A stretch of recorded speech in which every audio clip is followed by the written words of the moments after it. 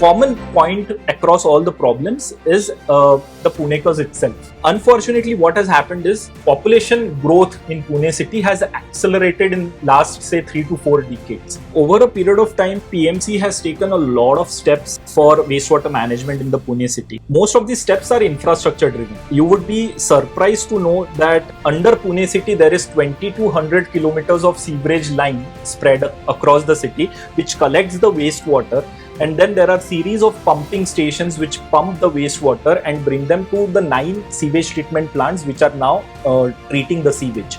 The cumulative capacity of these 9 treatment plants is close to 470 million liters per day. However, the problem is our wastewater generation is 800 million liters per day. So we are just trying to sort of treat 60% of the wastewater. Even after having a lot of infrastructure in place, almost 40% of the sewage goes untreated into the river right now. The flow which you see now is not the natural E-flow, environmental flow, but the flow which comes from the mix of treated and untreated sewage of the Pune city into the Mula river. So that I would say is the root cause of all the problems.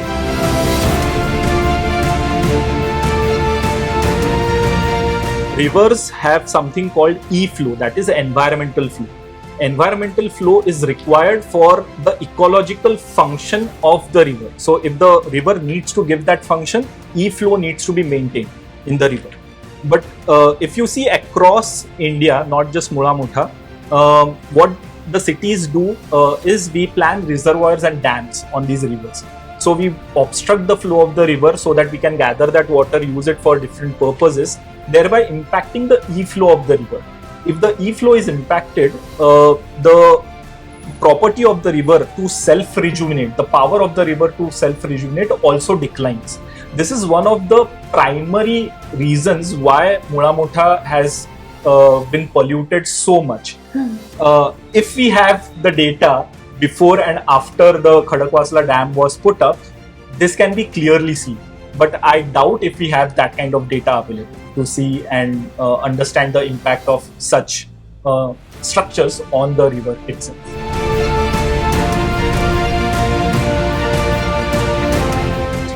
So Pune city has been able to manage solid waste to some extent.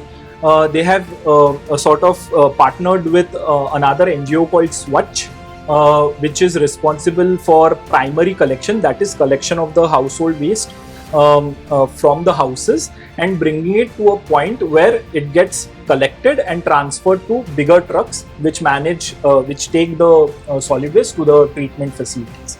But again, there are a lot of gaps and lacunas in this management, not just infrastructure, but overall management of the infrastructure and the services.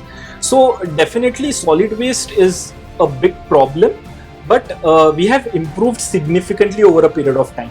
But you rightly said, what happens to the unmanaged solid waste is, I always say that this waste has an inbuilt GPS system. They always find the way to the river. So through rivers or through during monsoon, the stormwater takes all the plastic bags and all the waste through the stormwater network to the river. So eventually river becomes the receptacle of all the solid waste which is not managed by the city.